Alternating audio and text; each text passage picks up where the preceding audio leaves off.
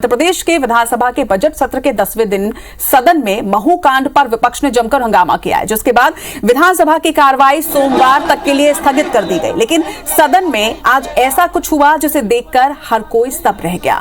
विधायक विजय लक्ष्मी साधो रोते हुए सदन से बाहर निकली, जिसकी तस्वीर भी लगातार आप देख रहे हैं। आदिवासियों पर जिस तरह से अत्याचार हो रहे हैं, उस पर पूर्व मंत्री विजय लक्ष्मी साधो का सदन में दर्द छलक पड़ा। वो सदन से रोते हुए बाहर निकली और कहा कि सरकार आदिवासियों और महिलाओं के साथ अन्याय कर रही है। इसके पहले सदन में जैसे ही हंगामा तेज हुआ तो संसदीय कार्य मंत्री डॉक्टर नरोत्तम मिश्रा ने महू कांड पर जवाब देते हुए कहा कि पीएम रिपोर्ट के अनुसार युवती की मौत करंट लगने से हुई है। सीसीटीवी फुटेज में थाने पर हमला करने के आधार पर 13 या 17 लोगों पर केस दर्ज किया गया है। वहीं युवती और मृतक के परिजनों पर भी मामला दर्ज किया गया है। हालांकि जांच में किसी के भी साथ अन्याय नहीं होगा, ये बात भी उन्होंने साफ तौर पर कही।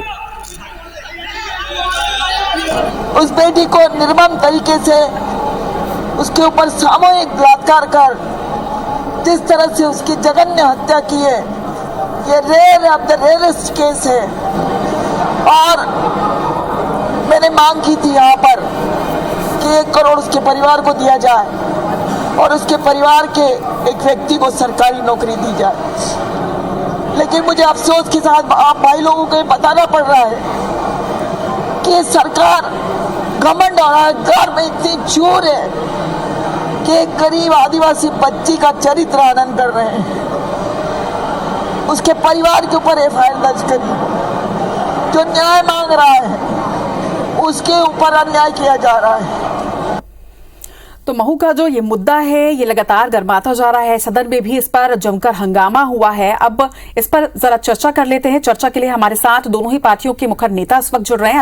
अजीत भदौरिया जी हमारे साथ है, कांग्रेस प्रवक्ता, और बीजेपी प्रवक्ता नेहा बग्गा जी भी हमारे साथ। नेहा जी, पहले मैं आप ही का रुख करना चाहूंगी। आज जिस तरह से सदन में न्याय के लिए आंसू छलके हैं, क्या इस संवेदना को राजनीति में समझा जाएगा या इस पर भी राजनीति होगी?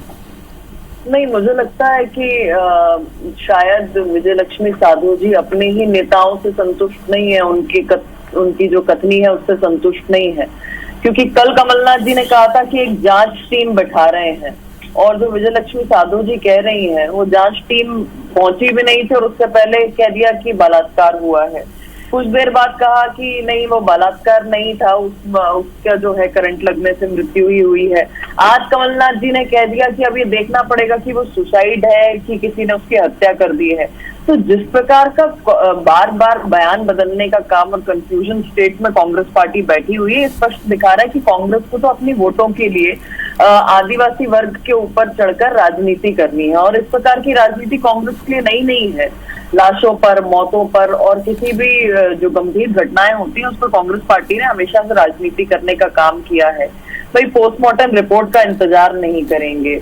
जो परिवार ने कहा और अड़ोस पड़ोसों ने कहा कि वो पानी गर्म कर रही थी और उस इलेक्ट्रिक रॉड से जो उसको करंट लगा उससे उस महिला की मृत्यु हुई है। तो जब चीजें स्पष्ट सामने आ रही हैं तो कांग्रेस पार्टी ने जो ड्रामेटिक इंतजाम किया है और जो पूरा ड्रामा तैयार किया है, मुझे लगता है ये आपस में ज्यादा लड़ाई है बजाय कि इन्हें बेटी जिसकी मृत्यु हुई है। और एक बहुत महत्वपूर्ण बात है, महिला होने के नाते तो मैं विजय लक्ष्मी साधो जी से कहूंगी कि एक बच्ची, एक महिला जिसकी करंट लगने से मृत्यु हो गई है, आप जब उसके ऊपर इस प्रकार की घृणित राजनीति कर रही हैं और उसके ऊपर इस प्रकार के आरोप लगा रही हैं, तो ये तो मृतिका के साथ में अपमान है, उसके परिवार को। आरोप अगर लगा रही है नेहा जी, तो कोई ना कोई आधार जरूर होगा। कांग्रेस इस बात को समझ लेते हैं। कांग्रेस के प्रवक्ता अपना पक्ष रखने के लिए यहाँ पर हैं अजीत भदौरिया जी। कमलनाथ जी ने आज ही ट्वीट किया है, या तो वो उसको नकारने का काम कर रही है। अजीत जी, देखिए रचना जी, बेहद दुर्भाग्यपूर्ण वक्तव्य है भारतीय जनता पार्टी की प्रवक्ता का, और खासतौर से तब जब एक महिला के संदर्भ में बात हो रही हो और एक महिला इस तरीके से उसके साथ हुए अन्याय को डाइवर्ट करने का प्रयास करे। ईश्वर ना करे कभी भी भारतीय जनता पार्टी की प्रवक्ता के परिवार या खुद के साथ ऐसा कोई घटनाक्रम हो, जब लोग घुमाएंगे तब उसका असली दर्द इनको समझ में आएगा।